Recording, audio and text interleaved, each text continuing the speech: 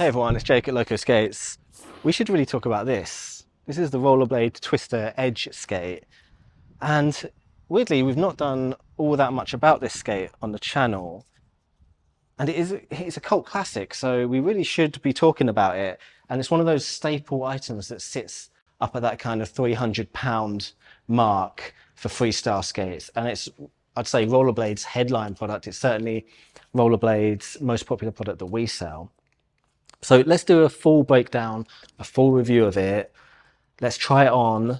Let's talk about sizing. Let's talk about the components, and let's take it for a skate. So the one I'm holding right now is the Rollerblade XT, it's called. And this is the one you'll see in stock and available most of the time. There's a few different variants of the Rollerblade skate. So this is the women's version that sits alongside it. I actually prefer the color on the women's one. And you can get that in my size as well. So I'd be tempted to buy the women's one just for that green frame. I really like the color palette on it. Interestingly, if you're wondering about the frame sticking out the back there, it does look slightly odd.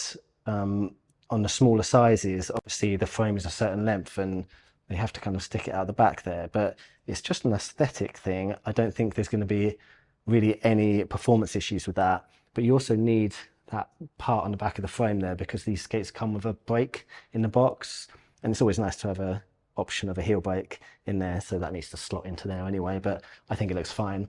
And yeah, like I say, love the women's color on that. There's no ergonomic differences between the men's skate and the women's skate, it's just color. So if you want to do that and you can get it in your size, you can. And then there's a few other variants that they bring out from time to time. So we might see a 90mm version of the Twister next year. I think that'd be really cool for people who want to just skate outdoors in a straight line. And then we'll see like different color options as well. Sometimes they bring out a limited edition version. And then 2026, you might see, you know, a black version with a lighter cuff or something like that. But they're all based around this same model. So in my mind, the Twister has three main selling points that separate it from other freestyle skates in its price range. The first one is this shell and how thick it feels. It feels like the plastic is thicker than other brands. And it might be something to do with this kind of edge. This is why it's called the Twister Edge, but these edges, this really unique design language that it's got. I really like the look of this. Nothing else looks like it. But yeah, it also gives off this like kind of thick feeling, quite weighty, which I don't mind at all because for a freestyle or recreational skate, it really doesn't matter in my mind whether it's heavy or not, but very shock absorbing on rough ground. The second great selling point about the Twister is that they use unique shell sizing. So there's a mold, a plastic mold for every foot size in UK or US sizing. So a UK 7, a UK 8, a UK 9, a UK 10 all use individual plastic molds, whereas some of the other brands in this price range, they'll use one mold which covers two sizes. And this just means that with the Twister, you always get the truest size possible. You don't get a big cumbersome skate on your foot, and you get the responsivity that you deserve from a pretty high-end premium skate like this. And then the third thing that I really like about the Twister is just the rollerblade build quality. You can see that everything's put together perfectly, even down to like just the way these buckles are finished and stuff. They look like a unique buckle. They don't look like any other buckle on the market. The mid strap here is just really solid, extruded aluminium frames. We'll talk about the amazing wheels in a minute. So that leads us on to components. Let's just break it down from the top down. The liner, nice quality liner. I'll try these on in a minute and tell you how they feel. But inside the liner, we've got this insole, which is more like an orthotics style insole, which has got this rigidity in the arch here, and that'll stop your foot from splaying when you put load on it. And I only just noticed this. They've got this convex style kind of plastic strip down here, down the front, and it's the reason I didn't notice it is because it's so well done. It's just completely integrated into the tongue of the liner, but it stops the tongue bending forward. It offers a lot of rigidity in the front of the tongue, and also some protection between you and the buckle as well, so the buckle won't dig in. And then on the inside of the boot, you've got this really minimal shock absorber. I like this. You don't need a thick shock absorber on a freestyle skate like this. It integrates perfectly into the bottom of the boot, the way it just sits flush in there. It's, again, really nicely done by Rollerblade.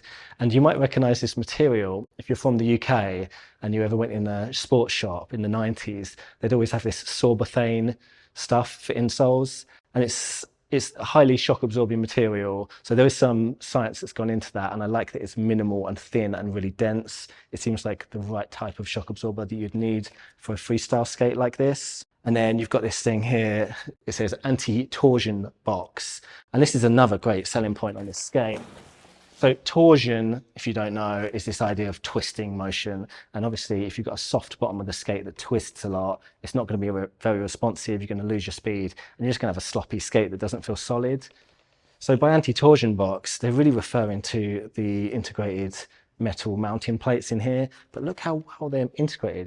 It's almost like the plastic doesn't end and the metal doesn't begin. I know some other brands, you can see like little gaps and the finish just isn't as good.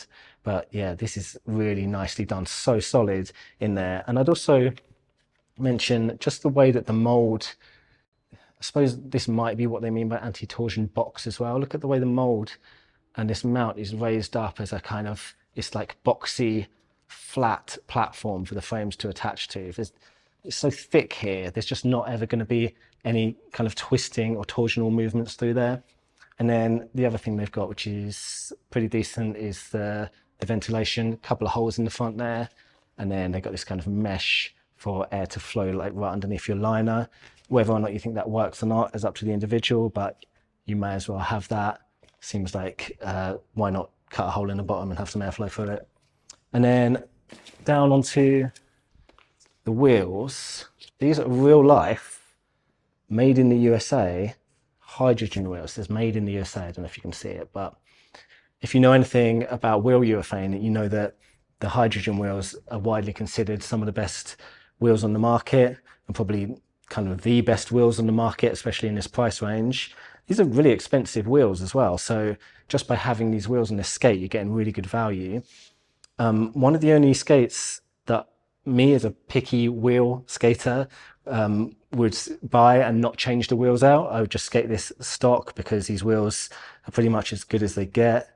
And then they've got real life twin cam ILQ9 bearings in there. So from the twin cam factory, yeah, if you care about your quality in your brands, then you can be assured that those bearings are going to be high quality bearings as well. So let's try these on for size and see how they fit.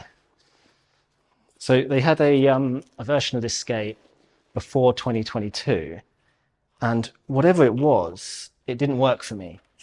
They had this shell that would like kind of pinch me at certain points. But since 2022, they did something to the shell where they widened it out. I think they improved the liners as well. And now the skate just fits me perfectly. I would say that's one of the most comfortable skates that we sell. I can't fault that in the slightest. The liner feels, it's like a mid-volume liner that feels really premium. So enough padding that I'm not digging in anywhere, but not so fat that I've lost control. And the sizing is accurate as well. I'm a size UK 7.5, and this skate is considered the way they label it is a 7 to 7.5. And what they do is they got this thing in the box called a footboard sizer, slightly over-engineered name, I suppose, for a piece of foam that you can put underneath the kind of orthotics style insole that's already in there, and it'll reduce the volume in the skate. So at the moment, they would say that this is a size 7.5, and if I put the footboard sizer in, it would reduce it to a size 7. Or as Harry said yesterday, he likes to think of it as performance fit and comfort fit rather than a half size adjustment. And I think that's a really nice way to look at it. So if I wanted to make these a little bit tighter on my foot for a performance fit, then I'd put the footboard sizer in. They feel fine as it is. I'm just going to leave them out. So let's take them for a skate. Let's see if my hopes of a highly shock absorbing skate come true. They feel amazing on my foot at the moment. I can't wait to take them out, and then I'll report back.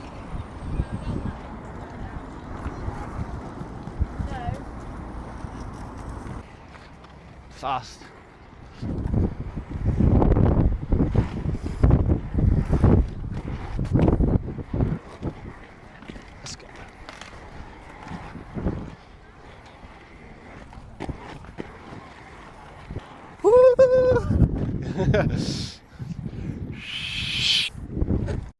Okay, so as expected, really stiff and supportive and really shock absorbing.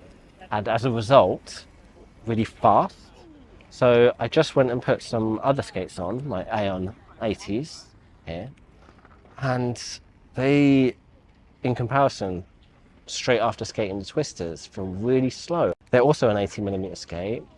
I've got really hard wheels on them. And they're also a hard boot skate. So there's something happening with the Twister that makes it's just so much faster on the roll than the Aeon 80. It's craziness. Yeah, it's a shame because I really want to skate these Aeons as well, and now they feel really slow. Quick edit here. So the Aeon obviously has plastic frames because it's for a different discipline of skating, and it will feel slower as a result of that. But my point is, all the things they do to a skate like the Twister to improve the performance do actually work. So having the solid rigid boot, metal frame, metal base plate, and reduction of vibration do actually really help to make the skate feel faster, even when compared to a skate like this, which has harder wheels. I've talked recently on the channel about how an 80mm boot feels very much the same as the next 80mm hard boot. But I think when you get to the kind of premium end of the market, like the Twister, there is a few things that do actually separate these few skates. And the Twister does have these particular selling points that I talked about earlier, the thick shell for shock absorption, and then also one of the only skates in that price range with the individual shell sizing, and it fits my foot absolutely perfectly. Well, at least it fits my right foot absolutely perfectly. They feel like the best skates I've ever skated in my life on the right foot, and on the left foot they feel a bit pinchy on my arch. So it just goes to show there's no accounting for different foot shapes and foot sizes. But I hope everyone has the experience of my right foot, basically. What else? Oh, I was trying to find bad things about them. To try and be objective, and I was going to talk about the ride height, but then I was only going to talk about the ride height because there's a couple of new skates like the FR Neo and the Echo Free Skate which have a lower ride height, but if you look inside the skate, I don't know if you can see, but your foot is right on top. It sits right on top of that mount there, so there's no issue with ride height on the boot. There's not a thick amount of material between you and where the mount attaches to the frame. The only way they could make it lower is do what Echo and FR Neos did and make a frame itself that actually kind of combines with the mount to make a lower ride height. So it's not something that's really noticeable in the real world. They're a little higher riding than those two models, but compared to any other model on the market, they're similar ride height or lower. They've done as much as they can with the boot to get it as low to the foot as possible, low to the ground as possible. The other thing that occurred to me was the shape of this angular shape. I feel like it's actually doing something rather than just being aesthetic.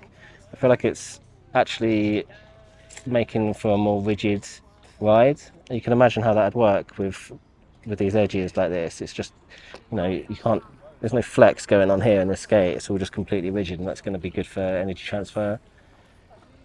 And oh yeah, look, this buckle, I noticed this as well, the buckle, look how set in the buckle is on the skate.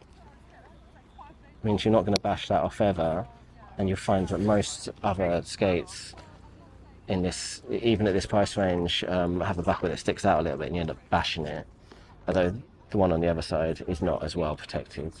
They're £300, 280 at the moment, but they fluctuate between 280 and 300. When you see this skate next year in 2026, I expect it'll be 300. You'll see a slightly different colorway, but the same applies to that 2026 model as it does to this. It'll be the same except for a different color. There'll be a women's one in a different color too, maybe a lighter color, lighter kind of tone than this. Oh yeah, I skated the men's one in the end. I liked how it was all stealthy and the wheels were black. So yeah, I didn't skate the women's one in the end. I like this one.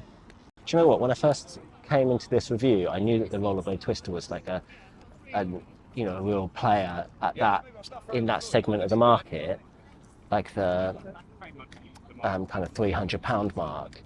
but after skating them, like it's really convinced me about them. I really just don't think there's anything else sat at that 300 pound mark that has as many features as this. I just can't see anything else really competing with it. Maybe the FR with the Intuition liner has got its own unique selling points as well. But yeah, I'll let you decide which one you like better out of those two. But yeah, it's an absolute winner for me. Can't go wrong. Rollerblade Twister XT. Okay, see you in the next video. Bye.